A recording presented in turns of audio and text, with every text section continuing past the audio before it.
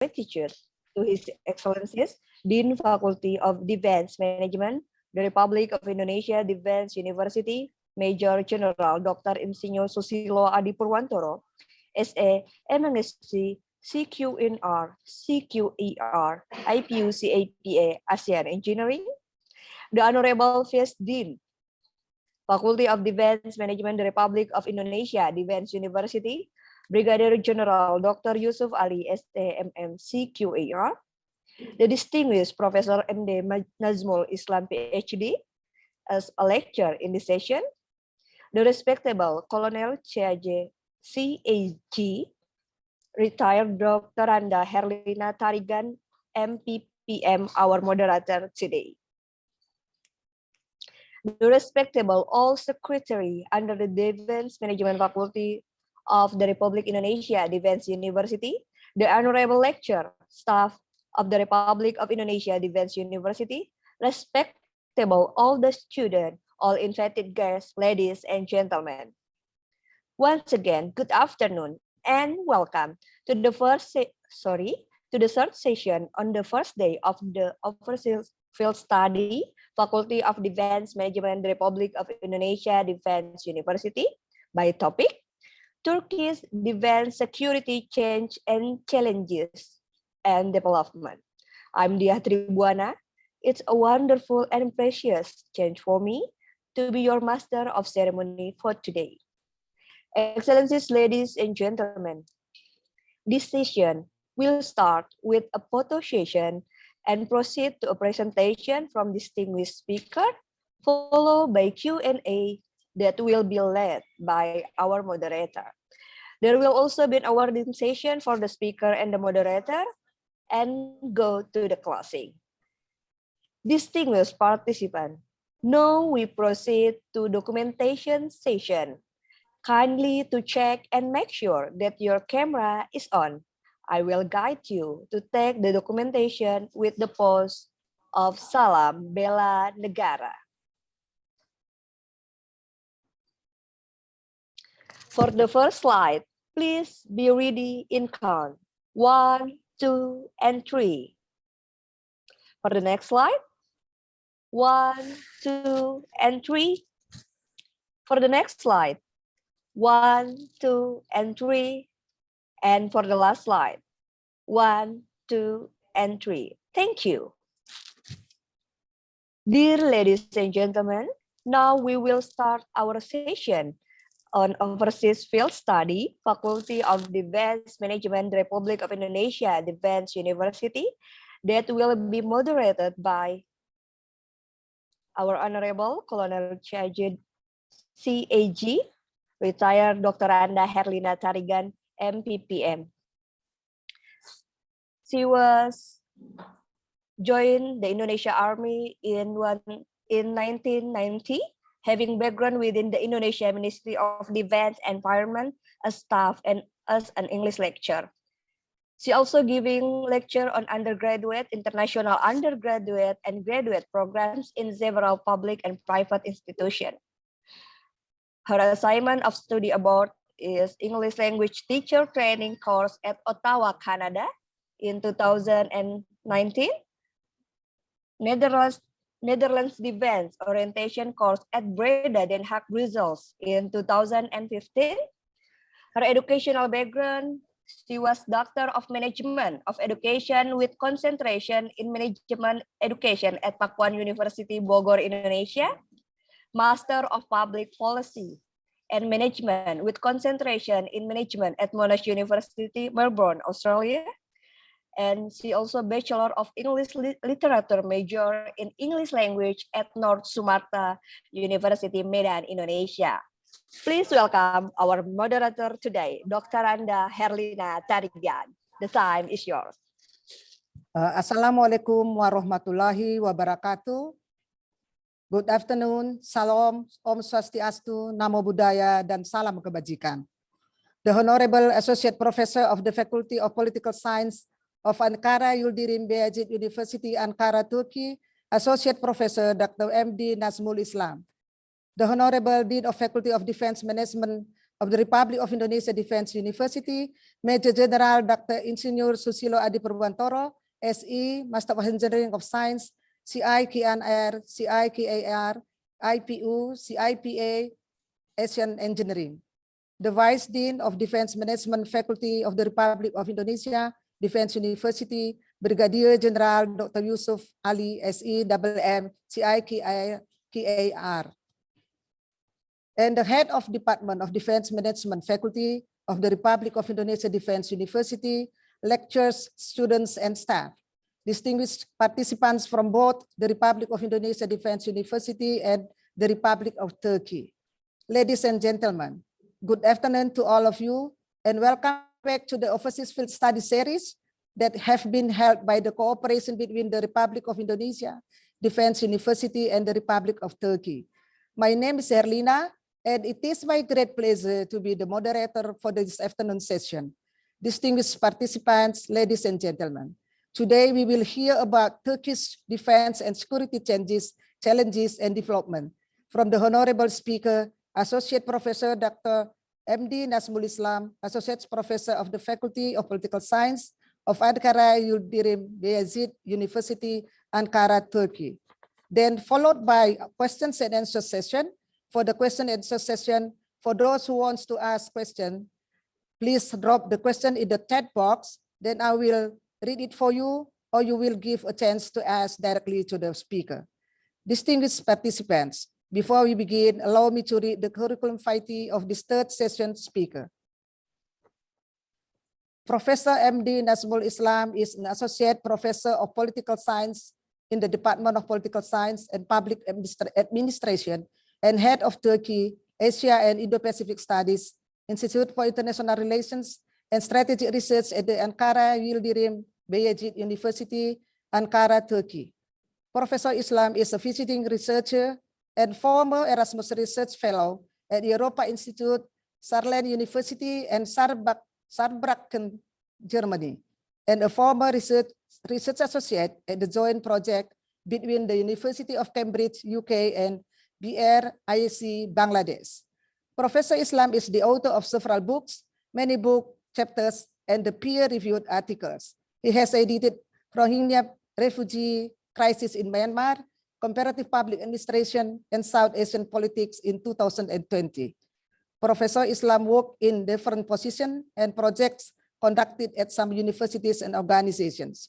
Between 2015-2018 and 2019-2020, Professor Islam worked in Ministry of External Affairs, India, Republic of Turkey Prime Minister, Presidency for Turks Abroad and Related Communities, Turkey, and International Labour Organization, Bangladesh, as a consultant, research fellow, and policy analyst. He specializes and teaches Asia and Indo-Pacific strategy, non-Western soft power strategy, current issues in politics, current debates in social and political theory, international security, peace and conflict resolution, religion, politics, and comparative public policy. Now, I would like to invite Professor Dr. MD Nazmul Islam to present his topic material, and it will be 25 minutes, sir. How are you? Well, the time is yours. Thank you so much, Dr. Harlina. Sure. Yes. I'm just going to share my slides and then I will start accordingly. Okay, thank you.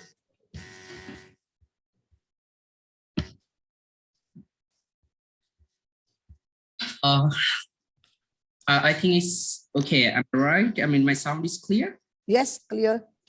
Okay. And I think the slides also clear. I mean, are you seeing my slides? I mean, the presentation? Yeah, this clear.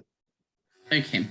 Okay, thank you so much, Dr. Harlina. I mean, we are communicating, I think, since a couple of days, and it's really good and great pleasure actually to be here and to talk this prestigious conference, this good symposium to talk about Türkiye and also Turkey's defense and its security strategies, and try to cover up like what changed and what challenges and development had happened, especially we can say the last 20 years. So yeah, I would like to thank all of the team who organized this really great program, and to find me and to have and having me in this program. So as you already saying that the topic, and I already Ms. Moderator already talked about the topic.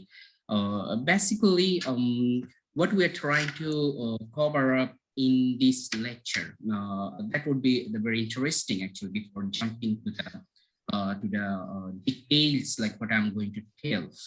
The first thing is really interesting to understand, to have a question, the why we are studying and why we are focusing on Turkey's defense and security study or strategy.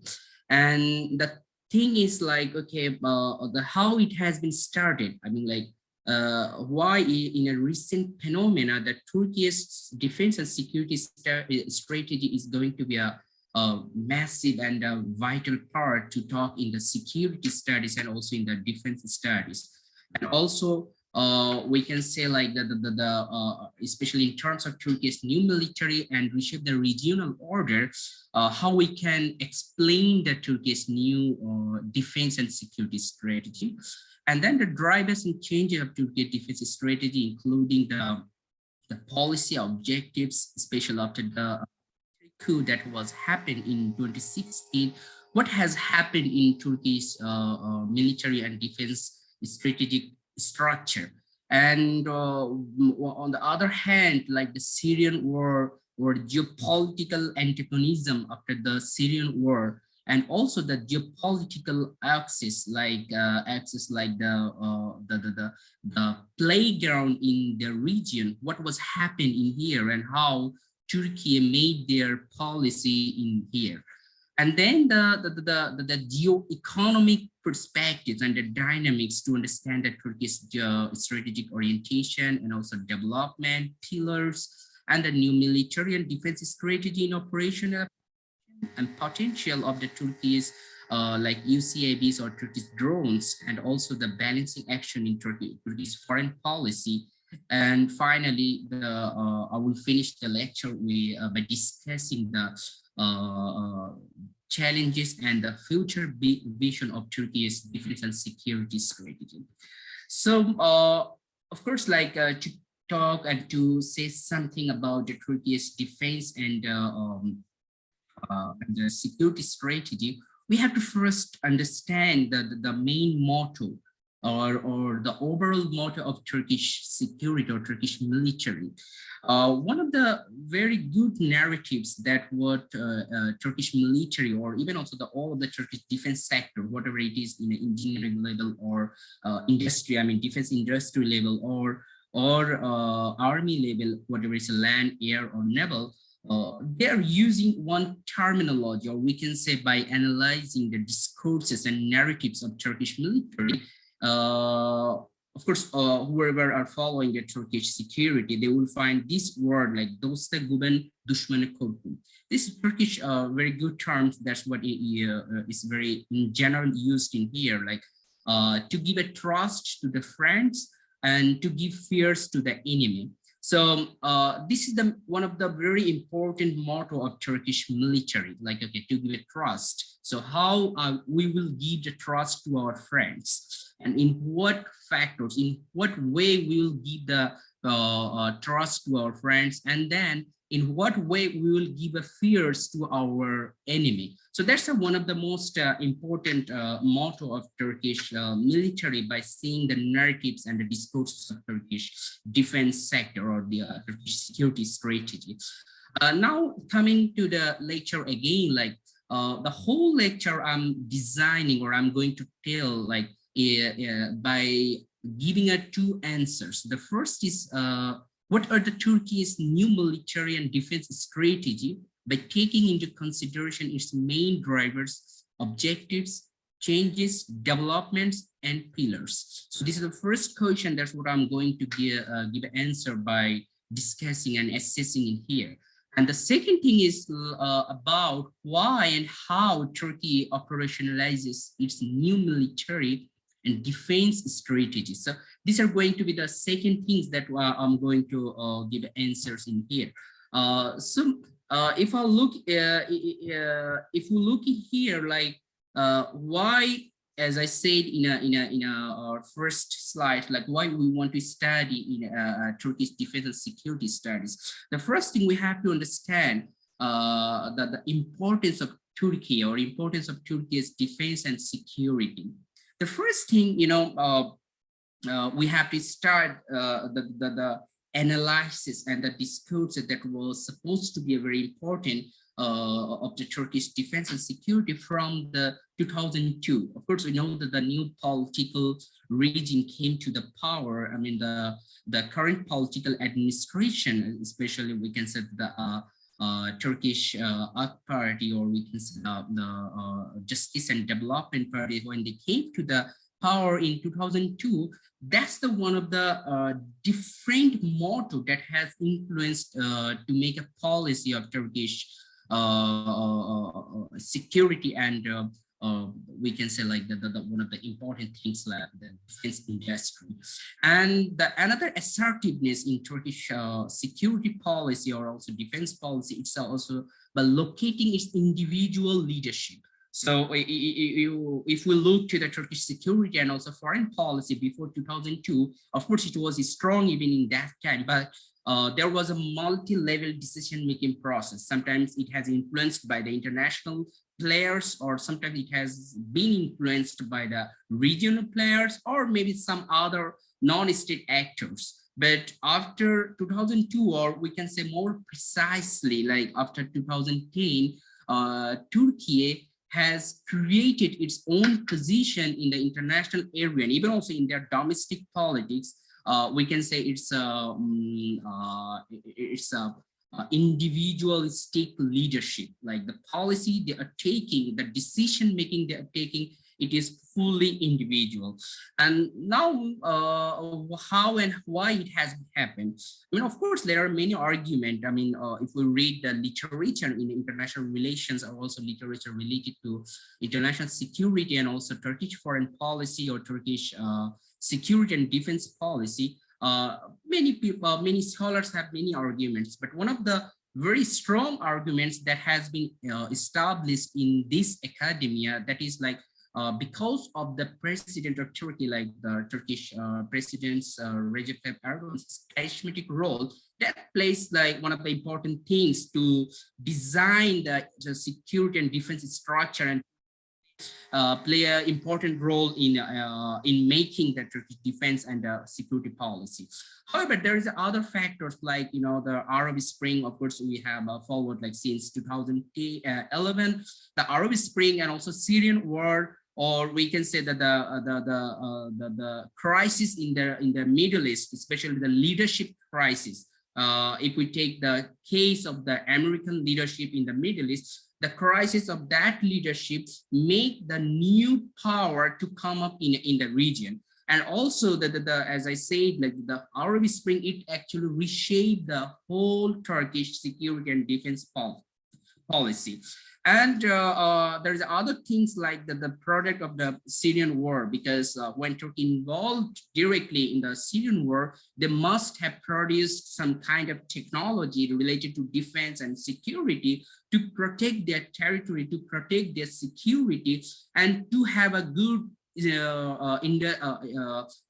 defense strategy to protect their national interest. So again, like why Turkey need their like security and defense industry, or we can say defense policy. The first thing is like, a desire to gain political influence. So first thing is, it's not only limited in a domestic level. It's a far from the domestic, let's say like in a regional level, and also in an international level. So there is a three categories, like Turkey want to gain political influences in individual level, I mean in a domestic level, regional level, and also international level. And then that Turkey want to develop their military capabilities to deter emerging security threats. So of course, like if we follow up like the middle powers or emerging powers or great powers or superpowers foreign policies since the world history, or since the world history of conflict or politics or economy or political economy, whatever it is, the first thing what we need to understand, like why a state want to develop their military capabilities. The answer is very simple, because they want to protect their national interest for any kind of emerging security threats, especially in the borders or in an international level. So now let's come to the drivers and changes in Turkish defense and security strategy. As I said, like of course, like when we are talking about the changes and drivers, the first thing we have to talk, like we have to take an example of the 2002 elections, and new government came up in Turkey, and they make their policy, we can say that slowly to reshape the security and reshape the Turkish defense industry, and to shape also Turkish military, we can say the structure. Especially if we take examples such as we can say like 2016 military coup. As I said earlier, I mean, it was one of the example point, because after that military coup, of course, many civilians has been murdered in here, and that's the way Turkish government, they reshape the military structure, and in that restructure point, they balanced the policy of the military to protect the Turkish security from the border rather than in a domestic level, and to give the to make that reshape, they give us some kind of policy making process to have a, let's say, like a strategy to protect Turkish border, to protect Turkish interests in an international level.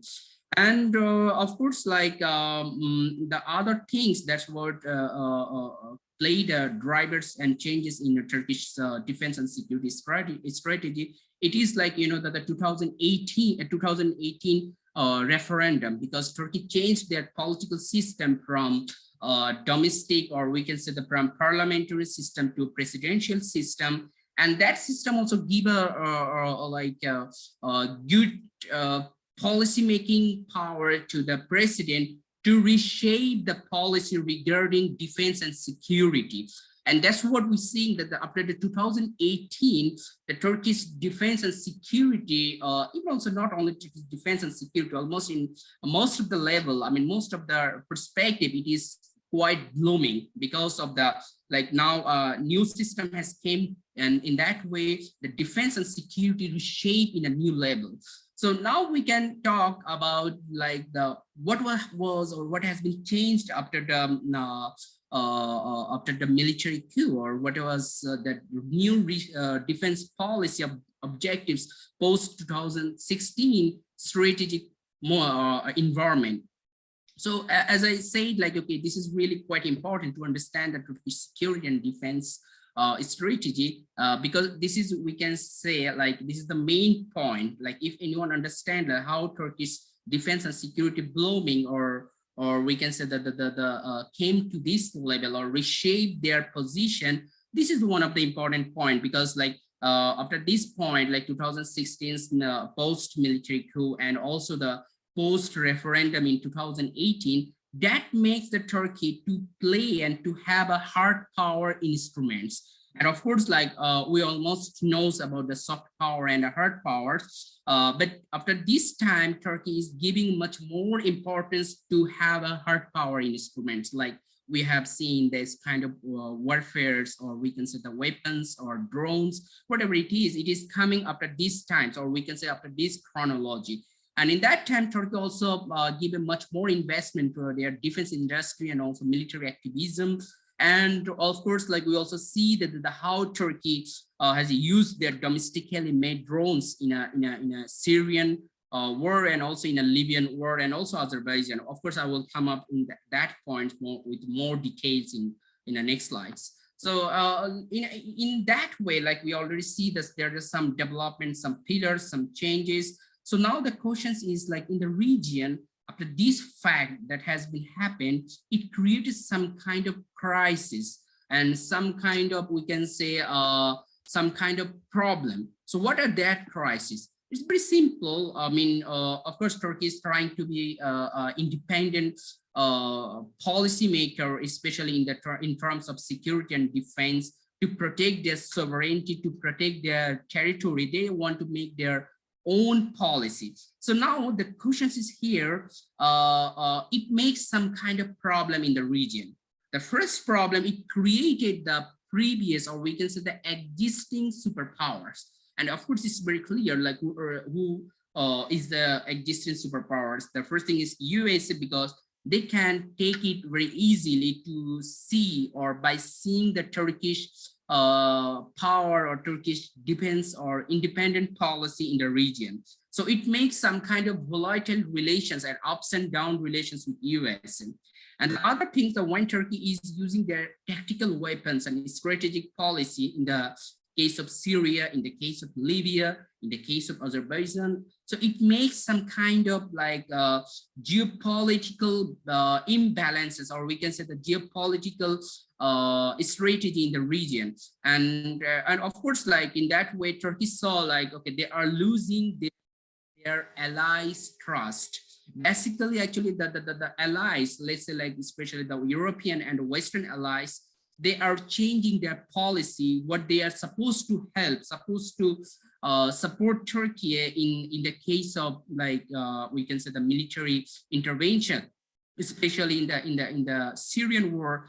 But they saw like the most of their allies, they are imposing some kind of or some sort of sanction or also embargo on Turkish defense industry, Turkish tactical weapons, even also the Turkish drones. So it gives some kind of mistrust position between Turkey and Western powers. And of course, like but all over the issues, or we can say like all over the fact why it has happening in Turkish case. The issue is about the fear of loss of territory, because of course, there are many reasons in the case of Turkey defense and security strategy, but one of the issues, like especially in the border area of the Syria and Iraq, Turkey is always like thinking like, okay, they need to protect their territory because there are some sort of terrorist attacks, some sort of terrorist movements in there. And that's why the whole process, the whole policy making process has been developed in there like that way.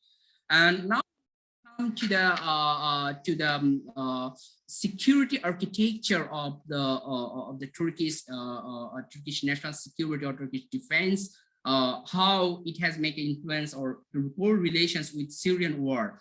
The first thing, it's very clear after looking at after looking at many issues like what has happened in Syrian war, like the refugee issues, the non-state actors, terrorism, for example, like ISIS or ISIL or Daesh, whatever it is, and also the many armed groups has been increased in the region, and also the Syrian war, it has been regionalized and internationalized the conflict. So the whole package that makes Turkey to have their own national security architecture, because it is their border, it is their territory, and the terrorists are there, so they need to architect their own security plan.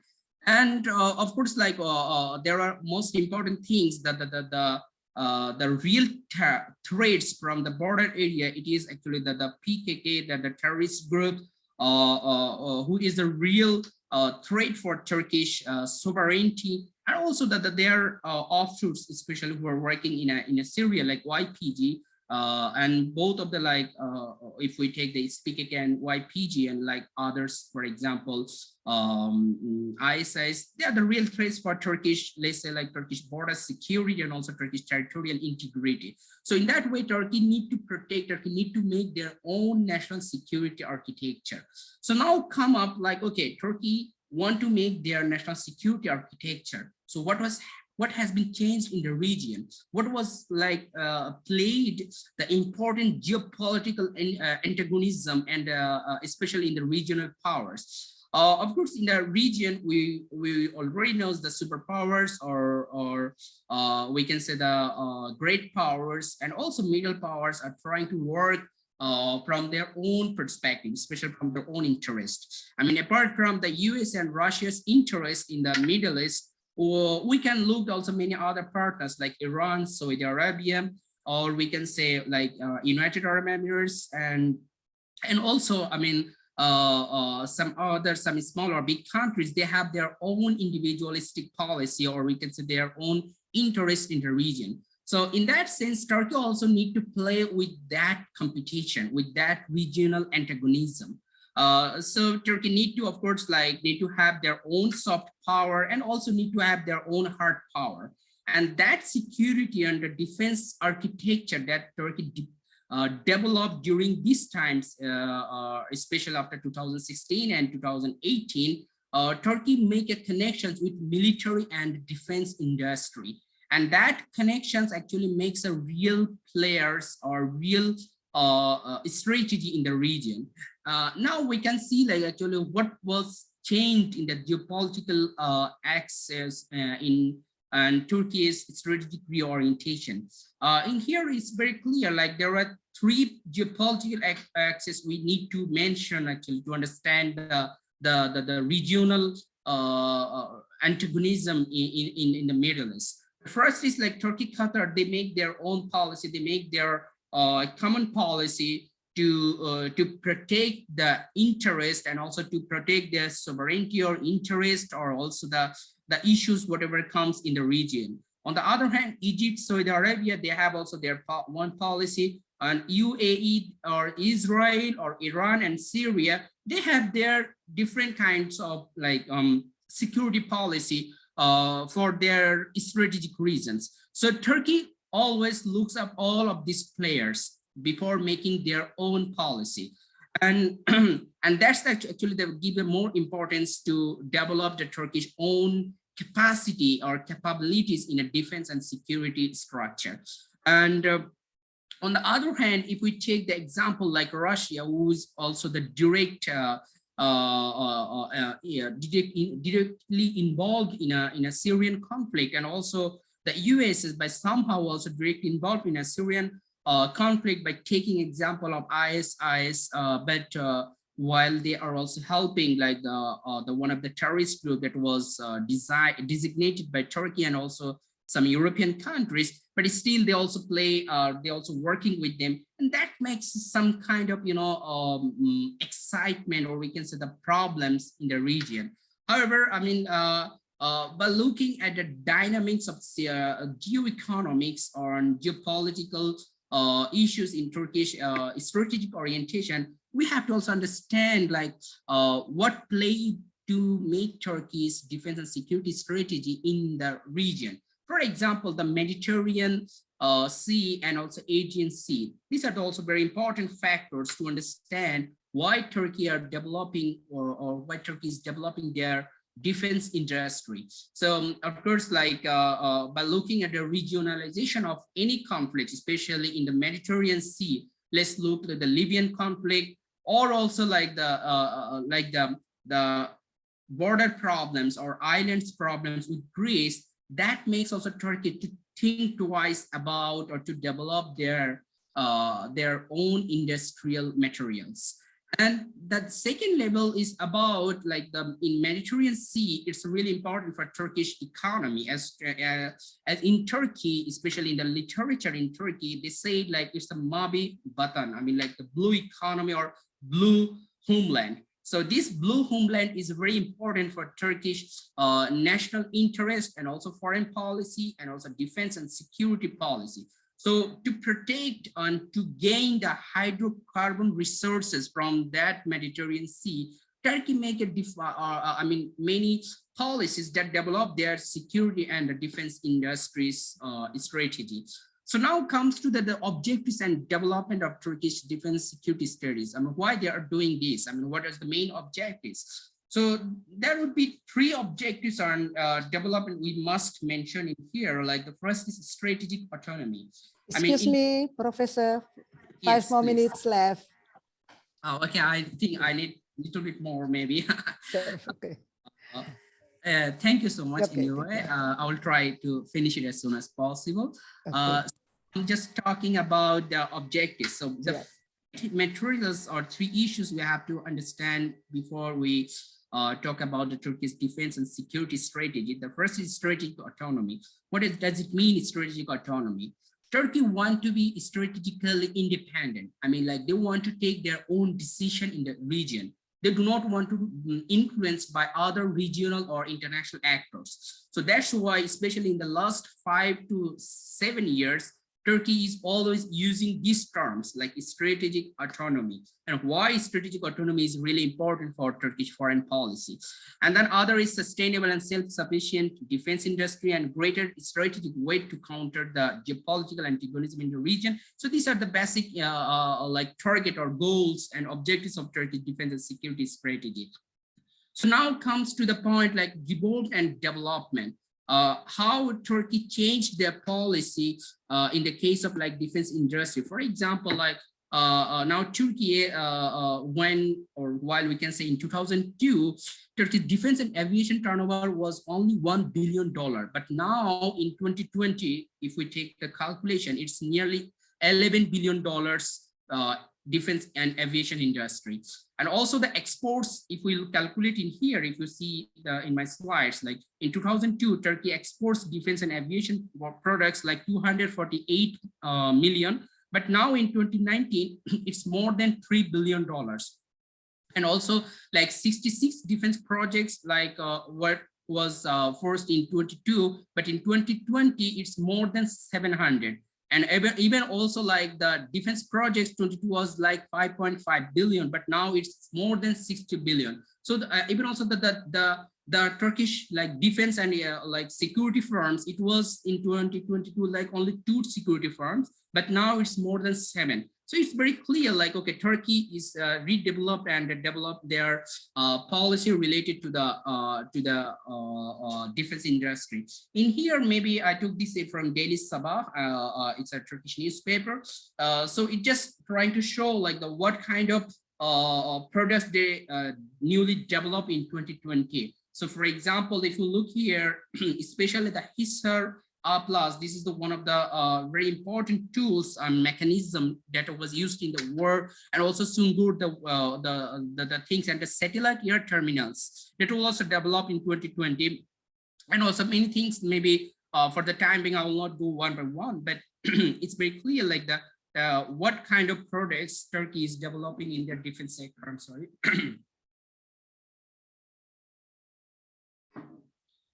So.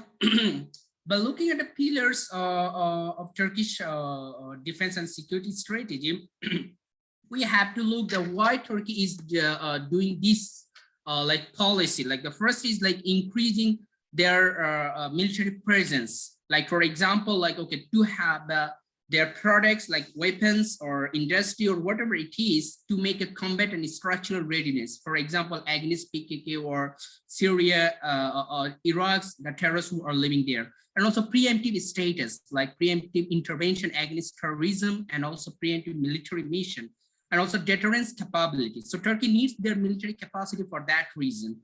And also looking at the operational application, I think that is really important for this discussion. I don't know, Dr. Harlina, how much you can give me? I mean, I don't know. I mean, can you give me some more minutes? I think your sound is off. Yeah. Yeah, you can have 5 more minutes. Okay, thank you so much. I mean, yeah.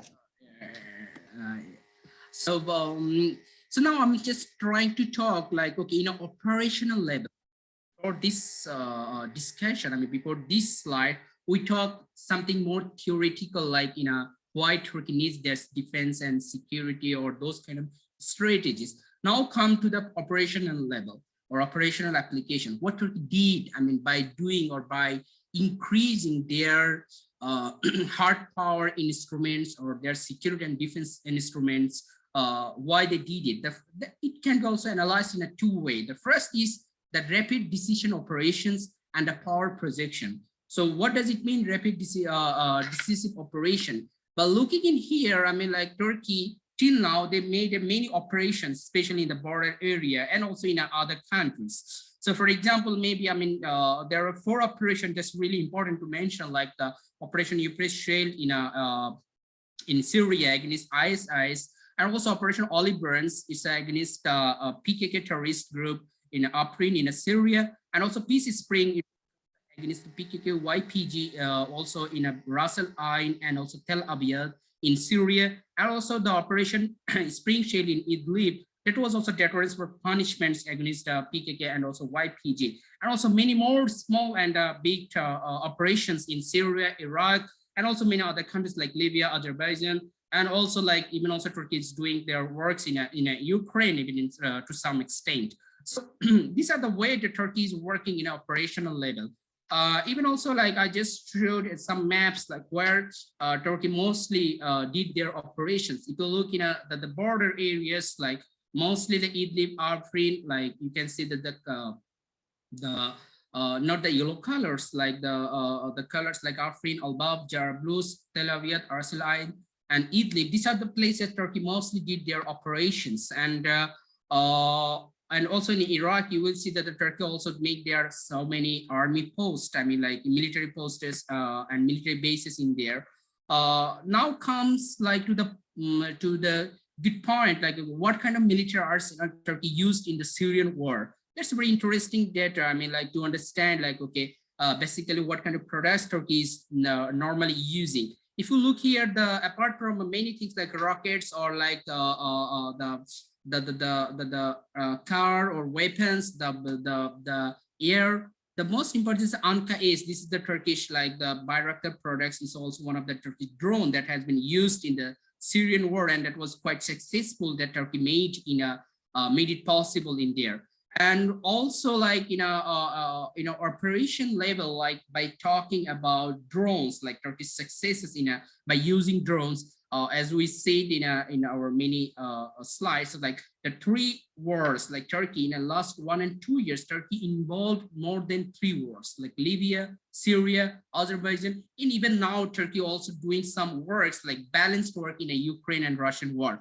So it gives like the real legitimacy of the Turkish defense and security powers, let's say like the drone, and also like how they can do this. I mean, like how they made it possible by making the balance in their defense and security policy. Let's say like making a balance with USA, Europe, Russia, China, and also middle powers, let's say like the middle power countries, and also the regional powers like Israel, United Arab Emirates, Iran, and Saudi Arabia. And also they have their balanced power in the Black Sea region and also Middle East region and Mediterranean region.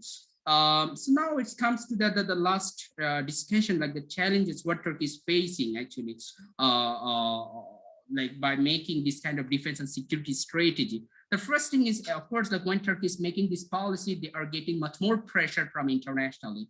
And the second thing is that the weak economic capacity, especially now the weak economic base and the economic inflation in Turkey, that makes also the more challenges for Turkey defense security strategy, and also energy dependency. I mean, to have a good defense policy, any countries must have an independent energy, but Turkey is lacking this point, and that's why they are depending on other countries. And also like the alliances problem, like partnership problems. I mean, to find a trustable partnership, it's really one of the challenges for Turkey, and also the intelligence capacity. Because when a country developing their defense and security strategy, they have some kind of like the good intelligence capacity to have or to protect their defense policy, and also the geographical exposure. I mean, before making anything, Turkey is getting too much exposed from the international partners, international media. That's also another challenge for Turkey, I mean, to protect their defense and security policy. Actually, I don't know, well, I think that my time has been finished, but I would love to talk about the future of vision of Turkey's defense and security strategy, but I think like the time is really last level, so I do not want to talk further, but I show here like, okay, I was thinking to talk about the drones, especially how many drones and what kind of drones Turkey have. Maybe in here you can see the small, big, and the range of the drones, and also the weapons, especially the features of that drones, and also the bombs, we can say what kind of they have, and also the space technology Turkey is trying to do for the future defense and security strategy, and also land power, that's also Turkey is trying to do in future. I'm just trying to explain this thing, but I think the time is not enough. And also aerial defense, that was also Turkey thinking in future, and also the unmanned skies, like Turkey also doing these things in the future. I mean, now it's in the project level. So in future, we will have this kind of products or this kind of technology. And also Turkey is also planning to make an unmanned, like say ship, and also those kind of products in the sea level for the naval force. And also they try to see that how many countries are buying that Turkish drones and the technology, and also the geopolitical power, like making Turkey dirty again, those things. And finally, like, okay, what we are trying to learn from this discussion, that was actually the overall package that I'm trying to share with my professors, academicians, and also students from the Indonesia Defense University. So I think I can stop here. Maybe if I have questions, then I can go, or I can jump into the discussion, especially the drones and the names of the drones. Thank you so much. Thank you for the presentation, Professor Dr. MD Nazmul Islam. Now we will have the questions and answer session. We will have 3 questions from the participants. Then Professor Dr. MD Nazmul Islam will answer to the questions. Okay, question number 1 is from Hendra Nurdiansyah. Could you please asking your questions to the speaker, please? Thank you very much for these opportunities. In facing your political challenge, some countries take a military and hard power approach, and there are also those who play a proxy strategy, as you said earlier. As I know, in this world there are 2 kinds of defense and security strategy: is offensive and defensive. My question is, could I say that Turkey employs an offensive strategy for facing the geopolitical challenge? And then the second question is, in your opinion, is a defensive strategy still relevant to implement it by a country in facing a geopolitical challenges? Thank you, Mr. Thank you so much. I think Hendra. Okay. I missed the second question. Could you please repeat it again? The second question is a defensive strategy still relevant to be implemented by a country in facing of geopolitical challenges? Thank you, Thank you Mr. so much. That's a good question. I must want to thanks to you. So the first thing, before talk about or in operational or practical level, one thing we have to take note, like when we're talking about the defense or offensive realism, or let's say like the foreign policy, the first thing we have to understand, like those kind of terminology, those kind of theory has been produced by the Western countries. So for example, let's say like one of the most prominent scholar, like the John Mayer Scheimer, he actually emphasized this kind of issue, let's say like the offensive or defensive realism. But in a non-Western context, for example, if you move to the Latin America or Asia or Africa, or they may have a different kind of foreign policy. It is not something like offensive or defensive foreign policy. It is something like they're to protect their own country's interest, or it is designed, or it is architected for their own country's national interest. So for example, when we are taking something like some idea from the Eurocentric, or we can say that from West-centric world, especially in a theoretical level, somehow we sometimes miss the real point or real objectives. But however, this is really good point to understand, like, okay, the Turkish policy or Turkey's recent move, whether it is defensive or offensive foreign policy or security policy or or defense industry, whether it is let's say like it is offensive or defensive. Of course, it's very clear. I mean, the Turkey from their first hand, they are saying like, okay, their policy is more actually to protect their national integrity or to protect their national interests. So they are basically developing or architecting their national security as we can explain based on the theory, let's say like the defensive foreign policy or defensive security policy. Because Turkey never said like, okay, we are developing these things because we want to destroy them, we will attack them, we will do these things, we want to be a great or superpowers. No, it's very clear they have a real problem, they have real threats in their border area. Let's say that the PKK terrorist group, YPG terrorist group, they have a real problems, especially like in the territory of the Iraq. So and also they have other problem like the refugee problems, like the registered and unregistered. There are more than 10 million refugees, so they need to have a good policy, either to reshuffle them to the Syria or in here. So they need to have some policy. I mean, it's something like defensive rather than, okay, I'm developing some drones because I'm very offensive. No, I mean, of course, like when we're reading some Western academic literature, they are trying to say like, okay, that what Turkey is doing and what Turkey is developing is more offensive. But as I said, like we have to understand those kind of facts from that specific country's context, not from the Western context, because what West is seeing from their own context and what Turkey is seeing from their context. So I think maybe you got my point.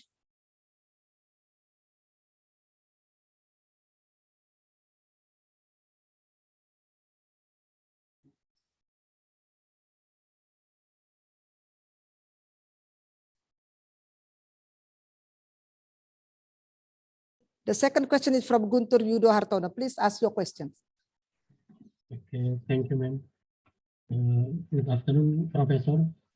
Since we have your presentation before, maybe I want to elaborate your presentation about balancing power in Turkey. As we know, Turkey is a member of NATO since 1952, but in the other side, Turkey still have a good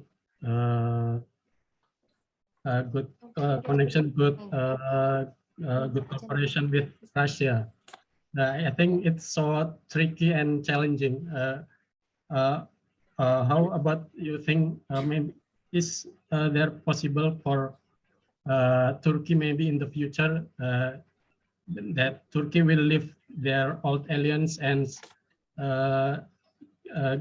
join the new alliance to make the power of balance in the world of military? Thank you, sir. Thank you, Guntur. I think that's also a very interesting question. Yeah, of course, to have a position in two different parts, it's not easy things. I mean, like, you know, one way Turkey has a position, Turkey has Turkey is a member of the NATO, and on the other hand, Turkey is trying to make a balancing relations with Russia. In one way, when we are looking from the direct perspectives, of course, it's not easy things. But from the critical perspective, of course, like in any country's foreign policy, it is always critical. It is not something like easy and just we are seeing what we are seeing and we are talking what we are seeing. So it's not something like that way. In Turkish perspective, of course, like when we are seeing from two perspectives or two contexts, like Turkish context to the NATO and NATO's context to the Turkey. So then we will understand like why Turkey is important for NATO. Of course, like for Turkey, NATO is important, but from the NATO's perspective, Turkey is more important. As you remember, I give it one small statistics, like Turkey is the second largest force in the NATO. So of course, like when we are talking about economy, I mean, that's another issue. But in terms of military, Turkey still is a very strong power in the NATO. So as I said, it's the second largest force in the NATO. So NATO needs Turkey. I'm sorry. If we take this case, so and also apart from other cases, like you see in the last 10 to 15 years, there are many problems. Like we can say like, it's not about only defense or security problem. It's something like about, we can say the non-traditional problems. Non-traditional problems means, or we can say non-traditional security, let's say like the migrations problem, illegal immigrations problems, or let's say the refugee problems, or also these are also issues very important for the European countries, even also somehow in the NATO members. And also let's take the recent cases, let's say like the Ukraine and Russia's war. In that war, for NATO countries, they do not have any direct communication with Russia except Turkey.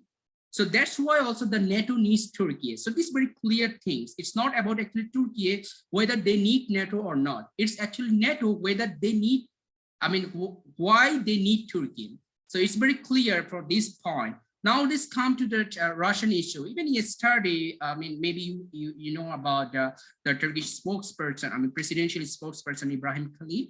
He has one live television program just yesterday at 12, I think. I was also like seeing that program. So he was saying that the why Turkey, I mean, some journalists asked him like, okay, why Turkey is making or maintaining their relations or effective way, or we can say like some relations with Russia. Then he gave it really very good answers. Like, okay, what Turkey is doing with Russia, it's simply balanced relations. It is not simply something like, okay, Turkey doing it because Turkey has their different, or we can say like their own interests. Rather, it is actually interest of the NATO. Even also somehow it is interest of the European Union countries. How, let's ask this question, I mean, like how it is the interest of the European countries. As he said, even also as we also know, now the whole world is expecting some sort of food crisis. And for European countries, even also NATO members, they do not have any access to talk with Russia to maintain this kind of like, say like the food security, especially to maintain this grain, wheats, or those kind of foods which are coming from Russia and Ukraine. So this is the only Turkey they can talk with both countries.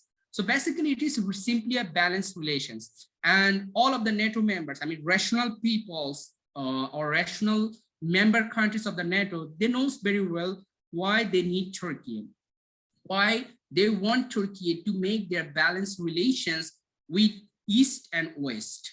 I hope you got my point. Thank you, sir.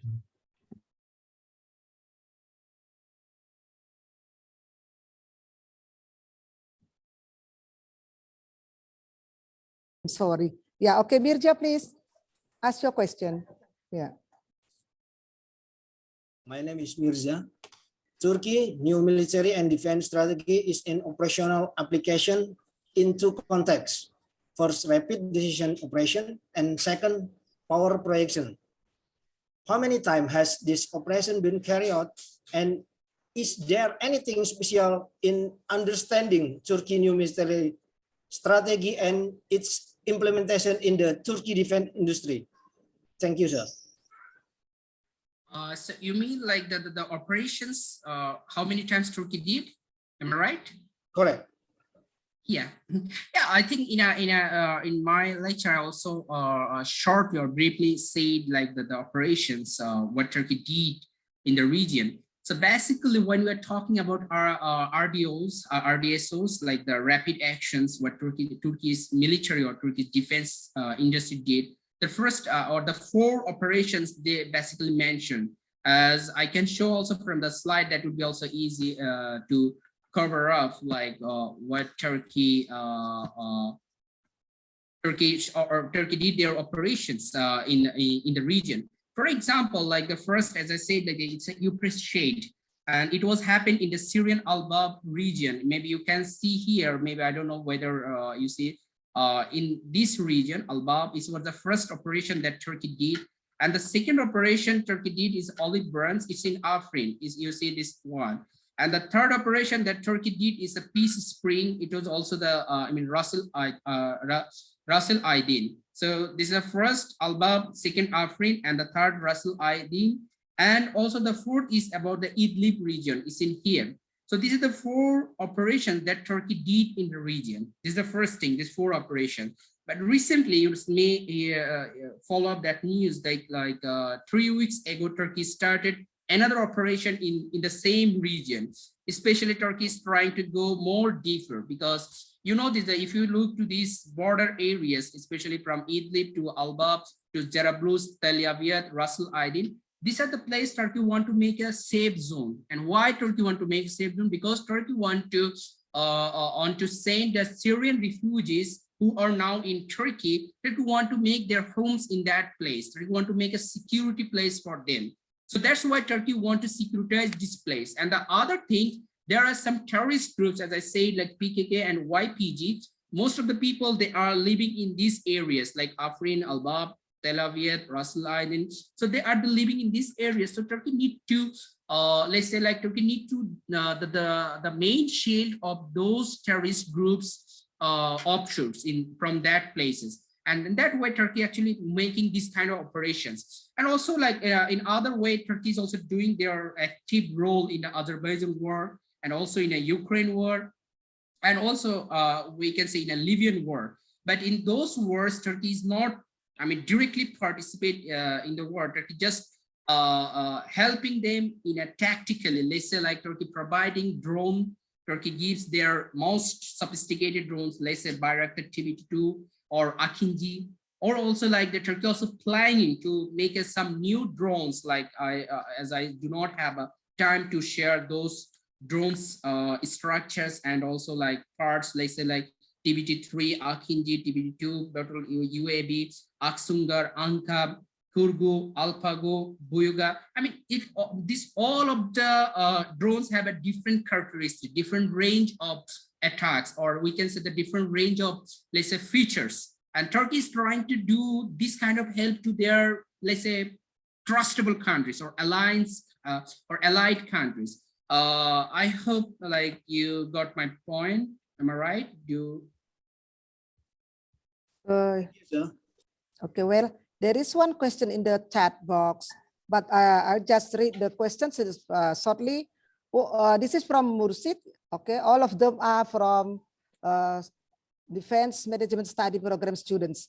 The question is, what is the role of the Turkish president, who is strong actor in civil-military relation and in Turkish defense? I think you can answer that shortly, sir. Yeah, it's very simply we can say, of course, like a leader in any countries have many important role. And Turkey is not exceptional, but in Turkish case, especially when you are taking a case study or textbook example of the Turkish president like Recep Tayyip Erdogan, apart from his regular role, he has some capacity, we can say like some charismatic role that gives Turkey's any kind of policy, let's say like security, defense, or politics or diplomacy, whatever it is, it gives some kind of, you know, we can say like some kind of trust to the people, even also the including policymakers. Of course, there are some criticism maybe we can see, or maybe we may have from the Western media or Western literature. That's another issue. But in a general level, his charismatic leadership role makes the things much more easier. And the other thing, of course, almost everyone knows, like he is now in a power, let's say like more than 20 years. So within 20 years, he has many relations. Even, for example, if we take all of the international relations theories, for example, liberalism, realism, neorealism, structuralism, constructivism, you will see every incident from his life or from his acts. Like, for example, now he has a very good relations, I mean, with Israel, for example, only for the interest of his nation, for example. So we can explain these things from the perspective of the, let's say, like realism, or also like once or most of the time, Turkey is very clear they are supporting two-state policy in Israel and Palestine. And in that way, we can also say like, okay, what Turkish policy is also very clear. I mean, Turkey may have a good relations with Israel. That is another perspective. Turkey has very important or very desperate role for the Palestinian people. That is also other perspectives. So these are all of the incidents, like the relations with US, the relations with Russia, the relations with European Union countries, even the recent, like, you know, the couple of days ago, that's Saudi Arabian prince, the Mohammed Salman, he came. We know that there was many volatile relations between Turkey and Saudi Arabia had happened since last couple of years. But now the situation looks like a changing. So this is why it is happened in here, because of the president's charismatic leadership. I mean, of course, there are many policymakers, they did their works to make it possible, but the president's charismatic roles plays the most important things to see or to have this policy, what we are now talking or what we're seeing in here. Okay, one more question here from a student. What is the scope of government to government or business to business, which is Turkey's commitment to Indonesia? That's the question, sir. That's of course, I was thinking maybe, you know, tomorrow, maybe I will have one more discussion like Turkey now taking a new projects. I mean, it's big projects, so we should not say like it's a simple project, it's an initiative. What like China has, like Chinese Belt and Road Initiative. Turkey, they are now taking a new initiative, it's named Asia Anew. And in that initiative, Turkey is doing a massive works. Let's say like especially they are giving importance on trade and also like, let's say the defense and especially, I mean, overall economy. So in the case of like Indonesia, for example, of course, like there are some in general trade relations between these two countries. So what, I mean, every country want to do, for example, from Turkish perspective, of course, they believe and they want to do some more exports to Indonesia. And also from the Indonesian perspective, they want to do some more exports from there.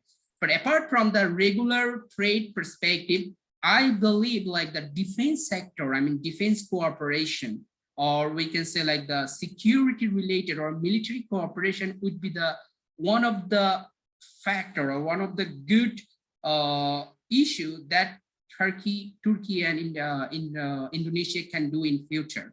That's what I believe. Well, thank you very much, Professor Dr. Nazmul Islam. The questions is enough, I think, and then we come to the end of this lecture. Okay, distinguished guests, ladies and gentlemen, before ending this lecture, allow me to conclude of today's lecture. Fundamental changes happen in Turkey's political structure from a parliamentary to a presidential system after the 2018 constitutional referendum. The president became a powerful actor in the civil-military relations and in Turkey's defense architecture. The combination of strengthened defense industry and military activism in the security crisis paved the way for an assertive posture in the defense and military domain that ultimately changed Turkey's military and defense strategies.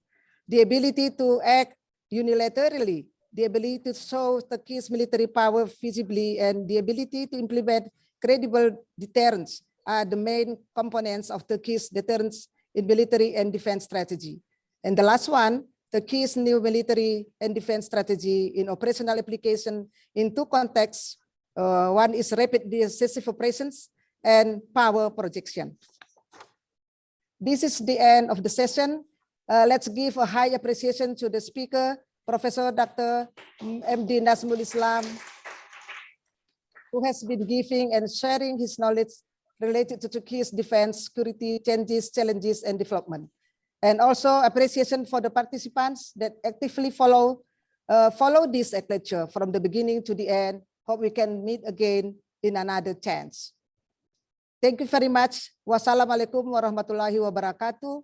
Salam sejahtera untuk kita semua. Namo Buddhaya. Om Santi, Santi, Santi Om. Salam kebajikan dan salam bela negara. And now back to the Master of Ceremony. Salam bela negara. Thank you very much, moderator, for leading this session very, very well. Moreover, we thank you to Prof. MD Nazmul Islam, PhD, as the lecturer who shared the precious knowledge and experiences with all of us. For the appreciation of the lecturer and moderator, we would like to invite the Honorable Vice Dean of Defense Management Faculty, the Republic of Indonesia Defense University, Brigadier General Dr. Yusuf Ali, SEMM CQER, the Defense of Management, the Vice Dean of Defense Management Faculty, who have gave certificate to Professor M.D. Nazmul Islam as the speaker, and also to Colonel CAG Dr. Randa Herlina Tarigan, MPPM, as the moderator. The time is yours. Thank you, MC. Assalamualaikum warahmatullahi wabarakatuh. To express our gratitude upon the speaker and moderator in this session, we, the Vice Dean of the Defense Management Faculty of the Republic of Indonesia Defense University, will award certificate of appreciation to the speaker and moderator. May all the information referred in this session be useful for all of us. The first certificate is awarded to the speaker, Mr. Professor M.D. Nazmul Islam, PhD, from the Ankara Yildirim Beyazid University. Thank you for participating and shared very useful knowledge in the online overseas study. I hope that the knowledge that has been conveyed can give maximum benefit to overseas study participants. Let us give a round of applause to Mr. Professor M.D. Nazmul Islam, PhD. I'm honored. Thank you so much, Professor. Welcome, sir. So much. And also thank you, Dr. Arlina. Welcome, sir. And then the second certificate is awarded to the moderator, Ms. Colonel CAG K. Dr. Randa Herlina Tarigan, MBPM, lecturer of RIDU. Thank you for this session. Let us give a round of applause to Ms. Colonel CAG K. Dr. Randa Herlina Tarigan, MBPM. Thank you, sir. That's all for this session. Thank you. See you again. Assalamualaikum warahmatullahi wabarakatuh. Waalaikumsalam warahmatullahi wabarakatuh. Thank you, Vice Dean Brigadier General Dr. Yusuf Ali, who gave the certificate of appreciation to the speaker and moderator in this session. Excellencies, ladies and gentlemen, we have reached the very end of today's third session. Thank you for the attention and the time given by the speaker and for all participants in today's events. See you again in another opportunity. The next session will be start at 5 p.m. Wassalamualaikum warahmatullahi wabarakatuh. Good afternoon and have a nice day. Salam bela negara. Assalamualaikum.